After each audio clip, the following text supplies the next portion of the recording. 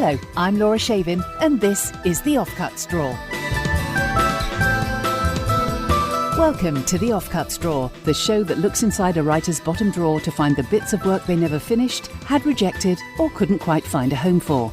We bring them to life, hear the stories behind them, and learn how these random pieces of creativity paved the way to subsequent success. My guest this week is writer and producer Bill Dare.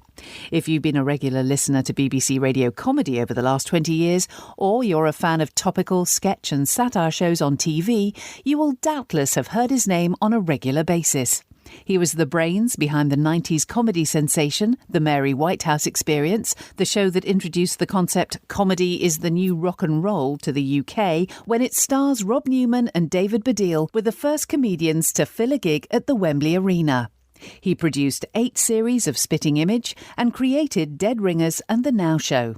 With numerous entertainment shows like I've Never Seen Star Wars under his belt and comedies he's written like Brian Gulliver's Travels and The Secret World, he's also turned his hand to plays and fiction. And his third novel, The £1 Billion Lie, was published last year. The Standard called his work superb, The Times quite brilliant. Bill Dare, welcome to the Offcuts Drawer. I think it's good to be here. I am actually quite terrified. What are you terrified of? I'm terrified of all this work that I'm exposing, most of which should probably never see the light of day. I mean, it's either been rejected by me or rejected by someone else. So, my knees are shaking. Well, the first question I always ask is, where do you keep your offcuts? What does your virtual bottom drawer look like? Well, I'm old enough to have actually, the old-fashioned kind of bottom drawer. I've got a big plastic box, or even 2, really, that I've kept a lot of the stuff I wrote on, typewriters. And then I do also have the, various stages of bottom drawer. I've also got stuff on my computer. I've got things on DVD or CD or various forms. But I don't really like kind of delving into the past very much. I don't often go into to look at old photographs. Well, this show may not be much fun for you then, as that's exactly what we're doing. Well, it's going to be very informative. And you never know, there might be something in it where I think, actually, maybe that wasn't too bad. Well, let's get started with your first offcut. Can you tell us what it's called, what genre it was written for, and when you wrote it? This is called We Could Be Heroes. It's a sitcom pilot script for either radio or TV, and it was written in around 2012. Hello? Are you a superhero? No superheroes here, none at all. Who is this? I'll give you a clue. I sat next to you in maths for 3 years. Nothing. I was the school keepy-uppy champion. Not placing you. Could lick my own elbows. Still nothing. Smelt of sour milk. Tony Morphetus. The same. What was that smell? The sour milk smell? Yes. That was sour milk. My mum thought it was full of friendly bacteria. They only seemed friendly. Hey, I heard you've become a superhero. No. Well, Ben said you had. He messaged me on Facebook. Well, he was lying. Oh, you can't fly? Supposing I could fly, it does not make me a superhero. Do you know why?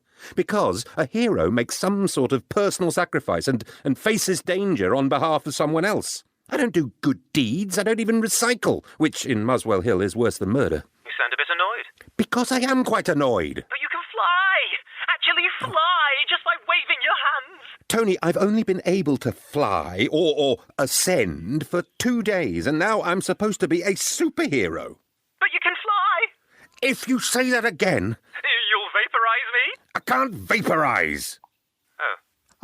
Oh, that's disappointed you, has it? Oh, I am so sorry I can't vaporise. I can't pretend I'm not a little disappointed. This is so typical of Britain. I have a unique talent, but you focus on the negative. I now know how Adele must feel. Will you rescue me? I'm in peril. How? Hanging from a tall building. Location? Not sure yet. Right, I'm going. Morning, Fenton. Oh, Izzy, I would prefer it if you didn't come into the kitchen wearing only your underwear. Why? I'm in non-visible mode. Yes, but seeing a bra and knickers putting the kettle on is... Well, it's disconcerting and, if you must know, a little provocative. A pair of empty knickers. Well, they're not empty, are they? They just look empty. Your bra, you know, it sort of shifts around in a manner that tells me that there's something inside it. 2 things, actually. 2. It's a reminder that you are a woman, something that most of the time I'm completely oblivious to. So, tell us more about this particular project. What was the original plan for this script? Well, it was meant to be a sitcom for radio or TV, but I think I was going to start it on radio. And it was sort of asking the question, what would really happen if people actually got superpowers? You know, they wouldn't necessarily go around helping people. Did you actually send the script to anyone? How far did it get in the production process? I think it was actually commissioned, to my shame, as a script only. And I think in those days, and probably still now, you sort of get a first half fee. And I took the first half fee. And then I don't think I ever sent the script in, or I might have sent various versions. But in the end, I think it was me who wasn't very happy with it. Couldn't quite, I just didn't quite believe in it enough. Right. To really want to commit to 6 episodes. So it just sort of faded away. Faded away, yes. But I did read it again recently because of this show, and I thought, actually, there is something in it. There is something in it. It kind of reminded me a little bit of The Big Bang Theory in its tone. Oh, right. And there were some good jokes. So, you know, it might be one of those that I look at again. Right, now comedy is your speciality. It's the genre you're most known for. How did that come about? Were you always a big comedy fan? I've never been a comedy fan, actually. I probably watched and listened to less comedy than probably the average person. I enjoy it, but I'm not a nerd about it. And there's probably not a single series that I've watched all of. And I can't quote you from my favourite shows at all.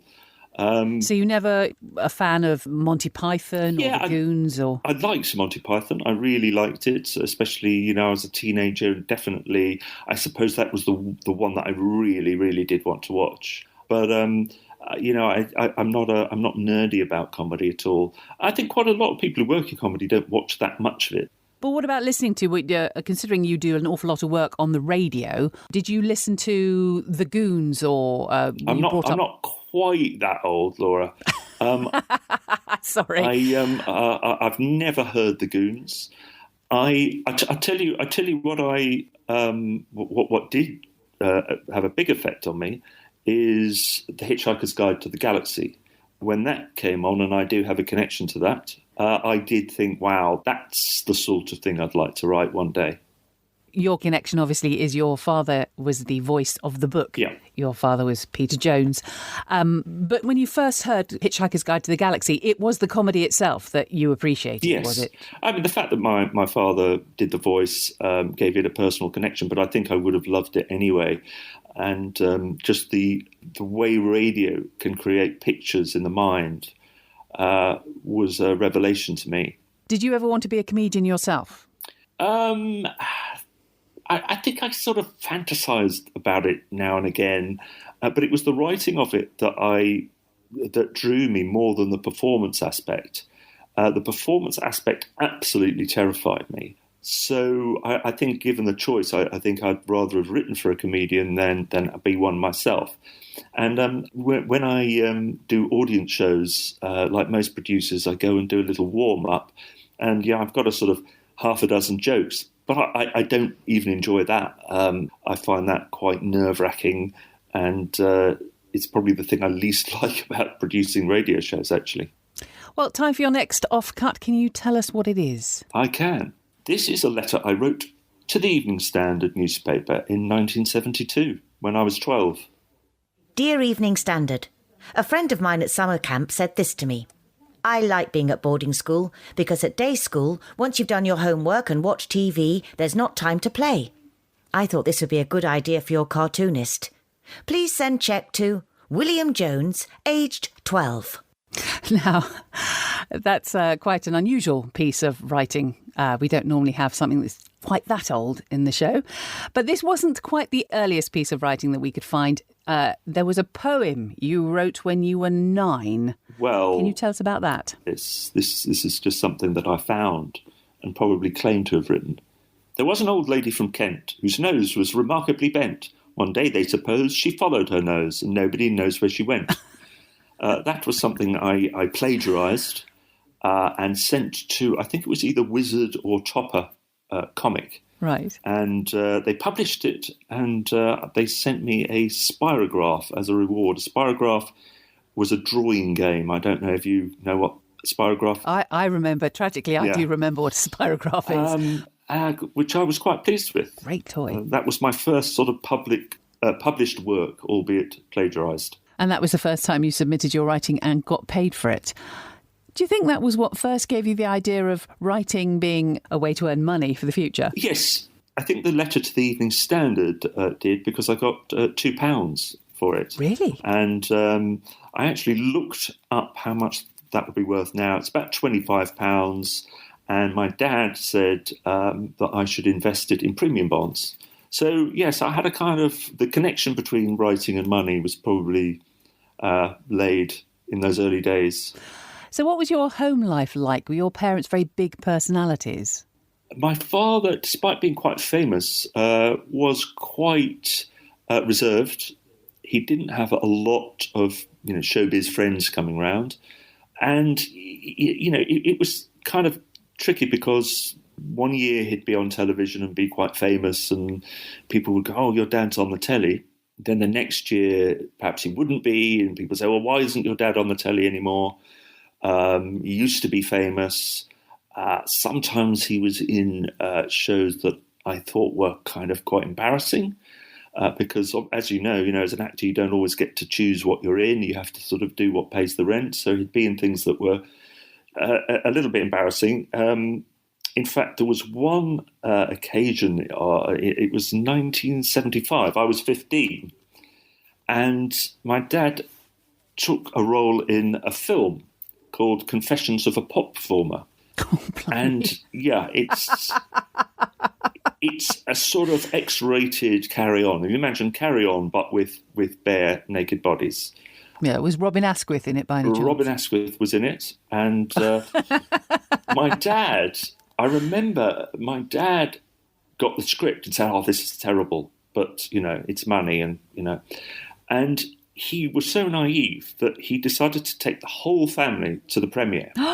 Bearing in mind, I was 15, my brother was 16, 17, my sister was about 19, my mother, very strong feminist, and we all sat there absolutely cringing at all these sex scenes. And my dad, and I completely believe him, just never realised how explicit it was going to be. Because in the script it says something like, and now a sexy romp, or something like that. It didn't go into any detail. Right. So he never got the idea that it was going to be anything much more than a slightly cheekier Carry On. So what happened? What was it like when your dad got the job of the book in Hitchhiker's Guide to the Galaxy? That must have been huge. Well, that did change things a bit, because I think I was about 16, 17 by that time, and I'd moved school and had a slightly more sophisticated friends, and we all listened to it, and that I really remember thinking, yeah, I'm really proud of that. And then, of course, it went on to be a cult, so it sort of stuck around forever, really. It's still very much. Yeah, went to TV, and the strange thing is that I think probably there were 2 series on radio and 1 on TV, and I think probably the whole thing for my dad was probably a day and a half's work, because it was just reading, but all the voiceover work that came off the back of it meant that we could live reasonably well for the next 10 years or so. Let's move on. Let's hear about your next offcut, please. What is it? This is the first chapter of The World's Longest Suicide Note, an unpublished novel I wrote in 1996.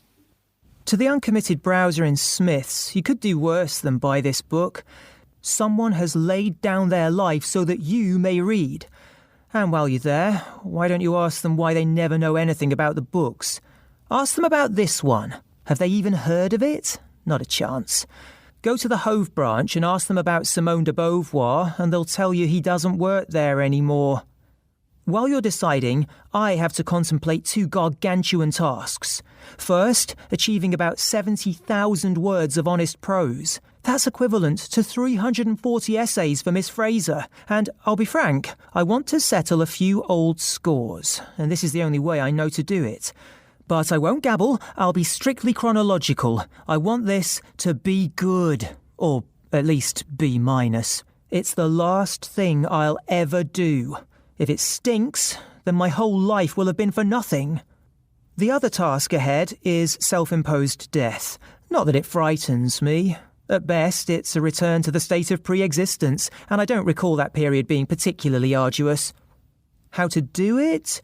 I've dreamt that I phone a removal service and then slip both wrists. I drain a little blood onto Mum's handmade in Ethnikistan rug, then climb into a large wooden crate. The removal man delivers it to the door of my headmaster, who was sometimes called Sod Simmons, but more often God. God hopes it's a gift from a grateful ex-pupil who's now a millionaire. Instead, he finds my naked body with some paper stuck to my genitals. A message is scrawled in blood. "Expel me now, you bastard. You did this." God collapses. "Oh, how terrible I've been." Music swells. The end. Sadly, the dream never does end there. After some confusion, I'm sitting in a corner writing, "I must not commit suicide" 10 million times. So that was written in the voice of a 15-year-old, although you weren't a teenager when you wrote it. No.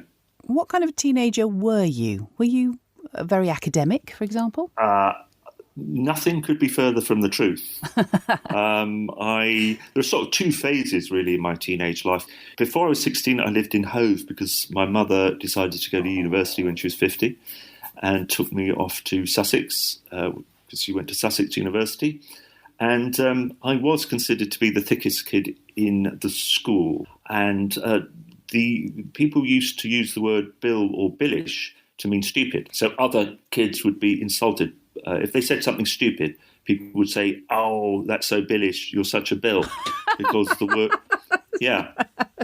Wow. I mean, it was part because I was sort of an undiagnosed dyslexic. They hadn't really invented dyslexia then. But a story about my maths teacher, who was also my form teacher and also my careers advisor. So he knew me quite well.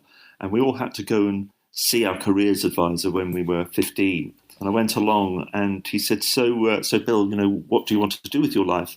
And I said, well, I'd like to be a psychologist. Oh. And he said, you know that to be a psychologist, you have to go to university. And I said, yes, I would like to do that. He said, to do that, you will need to get A-levels. And I said, well, I hope to get some A-levels. He said, to get A-levels, you need to stay on in the sixth form. And to do that, you need to get at least 3 O-levels. And I said, well, I'm going to really work hard and try and get 3 O-levels. He said, okay, well, just wait there a minute. And he sorted through some index cards and he pulled out an index card and he gave it to me and he said, that is the name of an address of a hairdressing salon in Brighton. And they are looking for a trainee hair washer.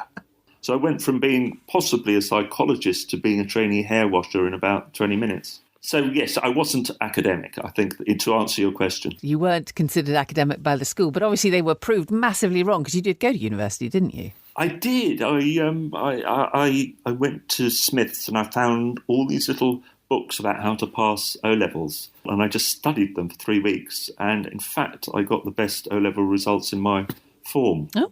And then I went to London and went to a different school, different group of people. And then it all changed. I mean, I had friends for the first time, really, and I was in a band and I met a girl and all that sort of thing. And that was all quite fun. And in fact, our band was quite successful. Madness supported us once. Really? Absolutely. About 3 times, I think. And it was, I would say that was a time that was what being a teenager should be, really. Were you doing a lot of creating when you were at university? Had you started writing your comedies or bits of novels? At uni, no, I think I just thought, one day I'll be a writer. It's one of those things I now advise people to, don't think about doing it one day, just actually start. I wrote one play while I was at uni that never got on. I'm glad I couldn't find that because I suspect it would have been really, really bad. And yeah, I was in 2 of Ben Elton's plays. He was quite an inspiration. You were actually cast in his plays. You Yep. performed next to him. Yep. What was that like? It was odd because, Ben Elton was an absolute force of nature at uni. He really was. Everyone knew who he was, and he was very prolific. He wrote about 3 or 4 plays a year and put them all on. Did that intimidate you at all, comparing yourself to such a prolific writer? No, because I think he was writing in such a different style. He was writing in that very, very broad sort of almost panto-esque style that I had no interest in writing, really. Time for your next offcut. Tell us about this one. This is a sketch I wrote for the TV series Alas, Smith & Jones in 1986. In just a few moments, you will see, for the first time on any television set anywhere in the world, a talking giraffe. A giraffe who can converse, recite poetry, and even sing popular tunes. At least, that is what he told us. So, without more ado, please welcome Victor the Talking Giraffe. Victor? Hello? Ah, there you are. When you're ready. Just a sec. Any moment now, Victor will walk up this walkway here and take a seat. Great moment in the history of, the history of this kind of thing. Won't be long. Well, you can hear it for yourselves. The uncannily human sound of Victor the Talking Giraffe. Mel walks on dressed normally. Griff is flummoxed. I know what you're going to say. You're going to say it's all done with hidden tape recorders. What is? The old vocalisations. Look, nothing hidden in the mouth. No wires attached or completely genuine. Go on, ask me anything you like. Surprise me. Make it really hard. I'm ready. You throw it, I'll catch it, all right? Where's the giraffe? How many giraffes do you want? 1? And 1 you have got. Tell you what, I'll do a bit of Shakespeare. You aren't a giraffe. How do you know? Where's the long neck, the 4 legs, the brown spots? All right, keep your tights on. The big ears, the tail. Those are all very conventional attitudes. Times are changing. Look, you're not completely convinced. Well, you did say talking giraffe. And singing. The singing is important. I know. I'll sing Bar Bar Black Sheep blindfolded. No joke. Cover my eyes and I'll do the whole thing start to finish. Can I give you a bit of advice? Go with it. This could make us. You singing Bar Bar Black Sheep? I'm the first giraffe to do it. But you're not. I know, but they're lapping it up. They are totally taken in. Powers of suggestion. You mean they think you can sing? They think I'm a... He indicates the height for a giraffe. Nah. Television is a very powerful medium, but you've got to believe. But if they've all come to see a talking... He also indicates the height for a giraffe. They're all going to be a bit disappointed with you. All right, well, what do you suggest? Well, I could just go and say, ladies and gentlemen, we present the talking Baldy. No, that's not the same. I mean, that is not going to make history. Right. The all-talking, all-singing Baldy. Let's try it. Ladies and gentlemen, the all-talking, all-singing Baldy. Medium shot to include a baby giraffe where Mel stood. It is silent. So that was from the TV sketch show Alas, Smith & Jones. Were you actually part of the writing team? I wish I was. But no, that was a sketch I wrote and sent in to the producer, Jamie Ricks, and I've no idea whether I even got a response. But I sort of think it sort of almost works. I could do with a trim. I'd love to rewrite it now. But no, it never got on. I used to write a lot of sketches and send them in. I sent in sketches to Fry and Laurie as well. Got a very nice letter back from Stephen Fry himself saying it's awfully funny, but we tend to write our own material, and it was a very personal letter. This is before you did loads of sketch writing, or is this the same time? This is in my 20s when I spent most of my 20s as a reluctant actor because I got a job sort of by mistake. And I did a bit of acting, hoping to sort of land a big advert that would pay me a lot of money so that I could just write. And I was really trying to be a sort of playwright. I was trying to create shows, formats, anything I could really to get some kind of foothold in the world of television or entertainment. I kind of did anything I could, including writing a lot of sketches and sending them off, to no avail.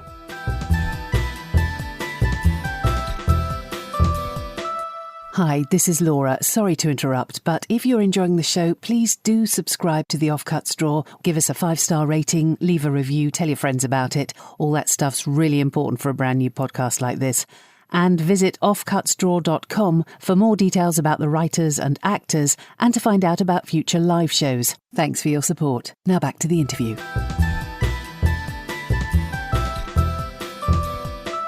But sketch writing is the genre that you're possibly the most known for, with the Mary Whitehouse Experience, Spitting Image, Dead Ringers.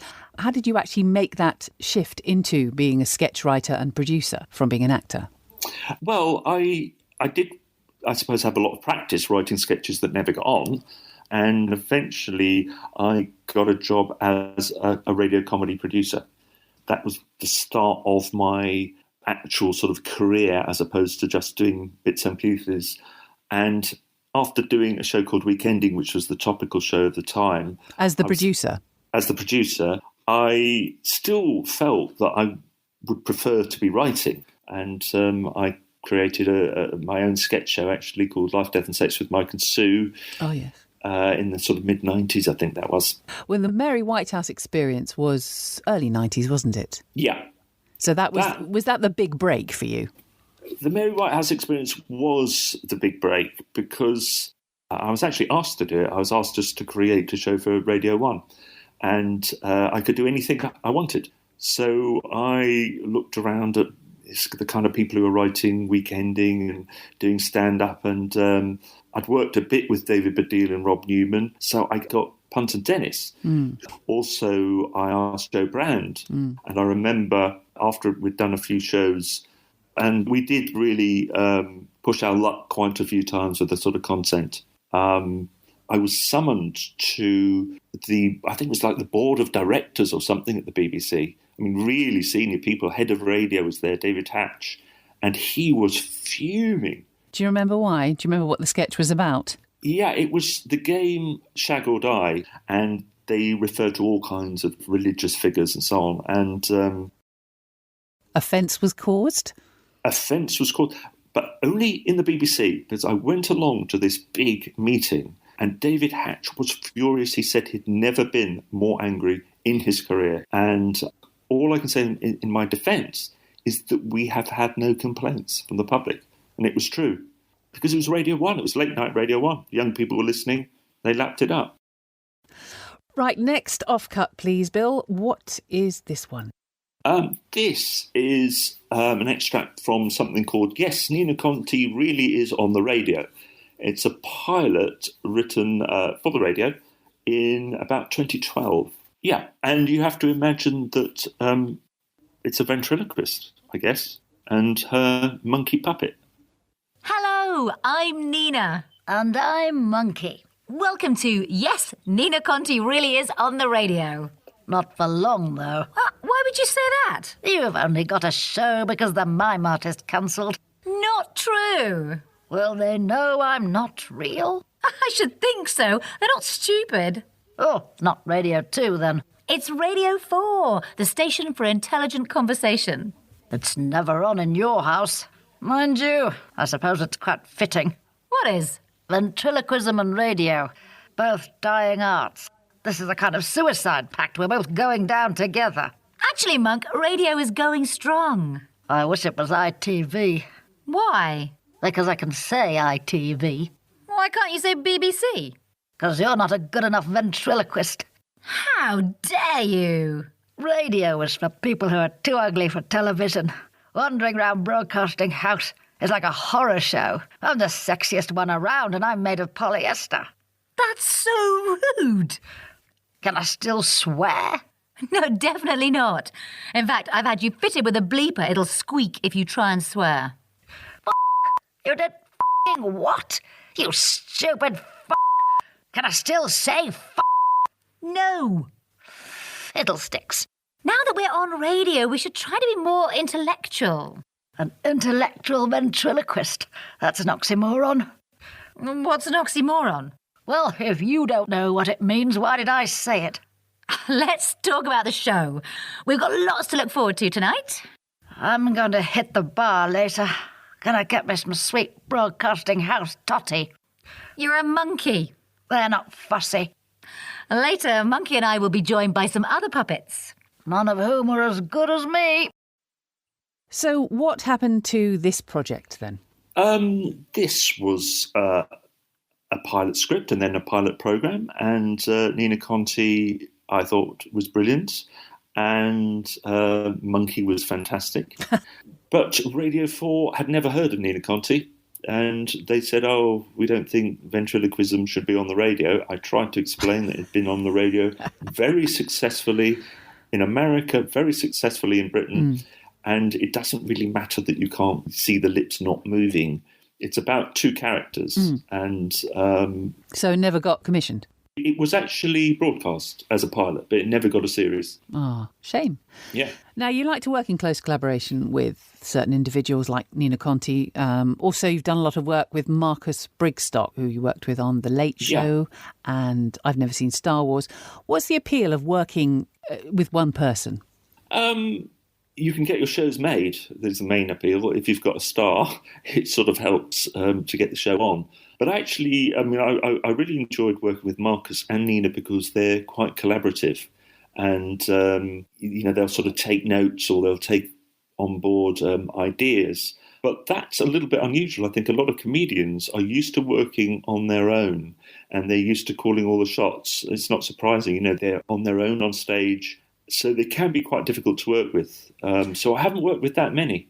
So how does the arrangement work? Do you sit and write in a room together, or do you bring the ideas to them, or do they bring them to you?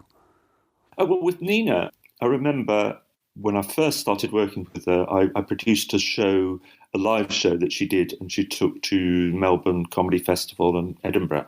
And I think it was around that time that I said to her, have you ever tried improvising with Monkey? And she never had. She said, I've never improvised anything. And I said, well, let's try it. Let's just try it. So we went down to a local comedy club and she just started talking to the audience with Monkey, and it really, really worked. And then I practiced with her sort of writing stories, improvising stories. So, that was really, really collaborative. And with Marcus, Marcus writes a lot himself. I mean, most of what Marcus performs, he kind of writes himself. And we had a team of writers as well. And I suppose it was more editing that I was doing. Time for your next offcut. Can you tell us about this one, please? This is a format document for a radio game show called Unforgettable, and I wrote it in 2015. Unforgettable. Memory meets mirth. Unforgettable ostensibly tests memory and comprehension, but really it's a chance to revel in amazing facts and to enjoy people trying to explain things they don't quite understand, says the host. What you're about to witness is Unforgettable, the show that tests how much the brain can absorb and comprehend in just one day. My fellow SWATs have had just 24 hours to learn about 4 fascinating topics completely new to them and to me. How much do they understand? How much can they recall? Who are the goldfish and who the elephants? Unforgettable ostensibly tests memory and comprehension. The panellists will have been provided before the show with some really unforgettable stuff about 4 topics, say circus performers, human infancy, nanotechnology and viruses, and their memory and comprehension will be tested. It's like Have I Got News for You, except instead of reading newspapers, they've read a few sheets of A4 and done some of their own probing and thinking. The panel don't have to be geeks and the subjects aren't all highbrow. Self-confessed ignoramus Kathy Burke trying to explain string theory will be funny, as will Miles Jupp trying to talk knowledgeably about the work of Coco Chanel, or Ian Hislop on Eminem. Funny people with newly acquired knowledge, or inspiring concepts or pop culture they aren't down with, all trying to elucidate them, bluffing where necessary, will be the engine of the show. There are bonus points for extra unforgettable facts or flights of fancy. There's a geeky adjudicator who has really, really swatted up, who can be brought in to clarify and assess. Is it a bit like QI? It's similar territory. just as Mock the Week, Have I Got News for You, News Quiz, etc. cover the same territory. Luckily, that didn't stop all those shows happening. Unforgettable will be tonally unique. The joy will come from people really excited about having just learnt some amazing, weird or shocking stuff. The excitement will be infectious. The facts will be astonishing. The comedy will be unforgettable. So this got made as a pilot, didn't it? We made it. Very esteemed producer David Tyler produced it, and he also hosted it. And Marcus Brigstocke actually was one of the guests, and we all thought it went pretty well. But Radio 4 said they didn't really understand it. Oh. So it never got a series. Oh. But it was broadcast. Right, I see. Now, you've created a lot of different show formats that you have gone on to produce rather than just write the script for. Yeah. What is the appeal of creating a format rather than writing as such? Well, I think I probably was influenced by the fact that my dad was in Just a Minute for, since I was about 6 years old, I think. And he explained to me that the man, Ian Mester, who created Just a Minute, would always get his name on the end of the show and he would always get paid, even though the work he'd done many, many years ago. So this really stuck in my mind. So I thought, well, the thing to do surely is to think of an idea for a show and then it can run and run and run and you'll still get paid. And it's almost as if you're working, but you're not actually having to do the work. So, that was part of the appeal. And I've always tried to think of ideas for shows.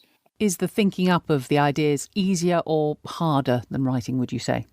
Is it more fun? It's not more fun. No, I think it's quite hard. I think what it is that it's rare. You have to think of a lot of ideas before you think of one that actually works. I think that's what it is. Most just aren't even worth sending off, I think. Right. But I have created, I suppose, I think it's 11 or 12 shows that I've created one way or another. Let's move on to your next offcut. Can you tell us what this is, what it's called? This is from a novel I wrote in 2018, and it's called Sexless. The train comes into King's Cross, where she changes for the Metropolitan line to Hammersmith. She takes the escalator to the main hall, and she looks to see if anyone is at the new Hug Hub. 2 pairs in a clinch, 2 young men, and a young man with his arms wrapped tightly round a middle-aged woman. All have their eyes closed, their bodies firmly attached. The 2 men sway slightly. A smart woman of about 40 sits alone on the bench. Laura approaches, aware that her intentions might be mistaken. The woman smiles and gets to her feet, her arms beginning to part. Actually, I only wanted to ask you something. The woman looks a little deeper into Laura's eyes. I know you, don't I? You may have seen me on Sarah Dean. Laura Dean. Oh, I'm so sorry. Don't worry a bit. Laura is recognised a few times most days. Would it be okay if I asked you a couple of questions? I won't attribute. Is this an interview? It's just a little research, if that's okay. Could I get a hug afterwards? Said the woman with a chuckle. Why not? First question, is this something you just enjoy, or do you think you need it? The woman looked around the station as if the answer might be scrawled on a wall. I don't know. There was something in her eyes that Laura had seen in crime victims, the sick, the bereaved, the abused. She would not press the point. Do you have a gender preference? Not at all. It's not about sex, I know. And this isn't something you would have contemplated before? Oh, no way, the woman laughed. It was an obvious point, really. Now that sex was no longer on anyone's agenda, affection could be exchanged, mutually enjoyed, without the possibility of being groped or meeting with an unwelcome erection. It wasn't that affection was more in demand, per se. It was just that the risks had been greatly lowered. A few more questions, and then Laura senses her interviewee is getting anxious about time. She thanks her and held out her arms. The woman steps forward. As they gently squeeze, Laura tries to monitor her feelings. Hairs from the woman's head tickled her nose. She looked to see if commuters would glance at them, and they did, but only with casual interest. A balloon of anxiety expanded with each breath. Why couldn't she just relax and enjoy? She felt for signs that it might be over. What was the etiquette here? One hugger gently taps the other's back. She felt a light tap on her shoulder. "Thank you," said Laura, once they'd decoupled. "Thank you." The woman bent to collect her bag, smiled and went on her way. Laura had no idea if the embrace had been successful. So did you finish this novel? No, I didn't. I wrote about probably about 20,000 words of it. And yeah, it's about a world where all sexual desire for some reason disappears. And I don't think I ever worked out quite why it's disappeared. And I gave it to an editor friend, and she referred to it as dystopian. And I kind of thought, why has she assumed that it's dystopia? Because I wanted to explore the positives of a world without sex. I think there could be a lot of great things about a world without sex. I mean, women could feel a lot safer, for one thing. But one, it would be a novel without any sex, which possibly isn't necessarily a seller. And I think people just expect, if they get a book set sort of in the future where something has tampered with nature, that it's got to be disastrous, hasn't it? Yeah, I suppose that is the received opinion. You can't say, well, we've tampered with nature, and guess what? It's all worked. That's true. So that is the problem for the book. I mean, the one thing I could do, and if I do ever revisit it, I think I might do it as a series of short stories where, for some people, the sexless world actually works, and for some people, it doesn't. Why did you choose to write it as a novel rather than, say, a drama? I think by that time I'd written 3 novels, and I just felt more comfortable writing a novel. I mean, the thing about a novel is that it is, whatever happens, if you write a novel, it's a complete work of art, whereas a script is not really a thing unless it's actually made. Obviously, writing a novel, for example, the whole process is a much less sociable affair. So I understand that you obviously have complete control over it in one sense. Yeah. But it is quite a lonely process, isn't it? You have nobody else contributing to it until an editor comes along and says, change this, change that. But do you not miss the working with other people? I do little. I mean, when I have been writing novels, whenever I'm writing alone, I sort of want to sort of turn to a team of writers and say, well, what do you think? Is this working? And of course, they aren't there. So in that sense, it is. I also really like feedback. I'm not particularly confident about writing, so I always like to get someone to give me an opinion. So you show people your work as you're writing it. You don't wait till the end. Yeah, in fact, I pay people to tell me it's rubbish. Right, so we've come to your final offcut. Can you tell us a little bit about that one, please? This is called Support. It's a pilot script for a TV series, and it's from 2014. Scene 1. Interior. A meeting room in a church. Evening. Close up on David, a man who finds it hard to assert himself. Hello, my name is David Bowie. No, not that one. Though I do sometimes think that planet Earth is blue and there's nothing I can do. Pause for titter. Widen to reveal David is alone in the room. David has arranged some chairs in a semicircle. Wish I was that David Bowie. Not that I want to be anyone else. Quite happy with who I am. Quite happy in my own skin. Thank you. Don't overstate it, David. You're here for them, not you. Right, start again. Hello, my name is David Bowie. No, not that one. Although I do... Title sequence. A group of mostly nervous-looking people on the semicircle of chairs. David is trying to look in control. Well, I think we're all here. Mark, you don't have a chair. There's a fold-up one there. Is your name really David Bowie? Yeah, I'm coming to that. No, it folds the other way. No, mind your finger. Ow! I bought some fold-up chairs at a car boot sale. I love a car boot. I use them to sell retreads and alloys. Need any? I think I'm all right, thanks. Ken, isn't it? Anyone need any retreads or alloys? Are they snide? Who's asking? Are they knockoffs? They're at a knockdown price. I could use some. Yeah, sorry to butt in here, but this isn't really the place for business deals. See me after. I'll sort you out. Right, well, if we're all... I bought a lovely set of cushion covers at a car boot. £2. Oh, you did well there. Right, is everyone settled? Mark? Do you mind if I squeeze my chair in here? Why don't you sit there? Got to think about odd numbers. Well, don't be daft, sit there. But if it doesn't want to sit there... He might have a syndrome. I'd just rather sit on an even seat. If you count round the other way, that's seat number 4. He might have a thing about counting clockwise. I don't have a thing about counting clockwise. Well, sit there and have done with it. Fine, I'll stand. Debbie? I'm Sally. I'm Debbie. Sorry, could you bring your chair in a bit? What are the tissues for? Oh, therefore, if anyone gets a bit tearful, that can happen. It does with my other ones. You got other groups? Divorced women, women with depression, single mothers, larger women, and women. I seem to enjoy them. Well, we might as well start. My name is David Bowie. No, not that one.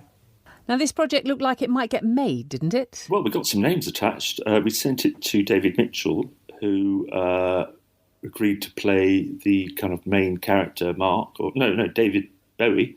Surprised I couldn't remember that. And it was all set in one room, so it's really cheap.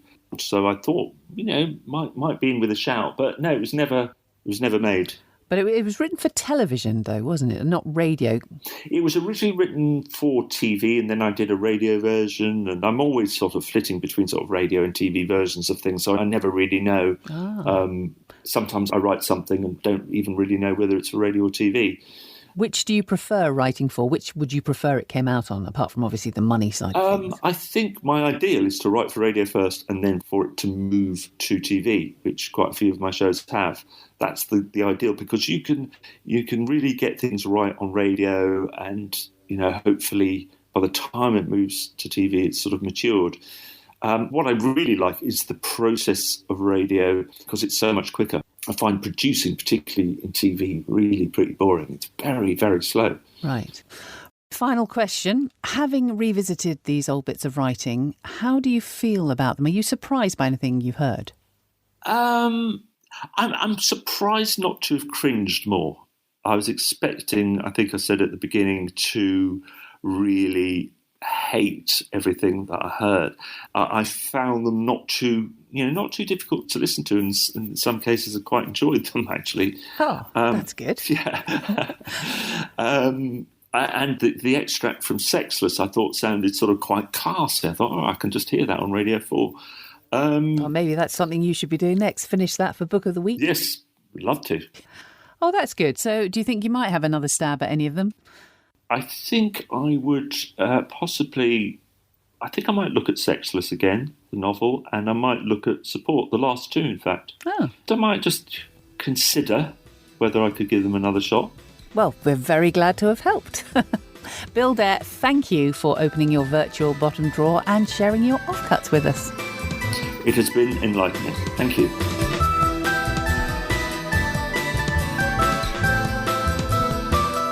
The Offcuts Drawer was devised and presented by me, Laura Shavin, with thanks to this week's special guest, Bill Dare. The Offcuts were performed by Rachel Atkins, Beth Chalmers, Toby Longworth, Chris Pavlo and Nigel Pilkington.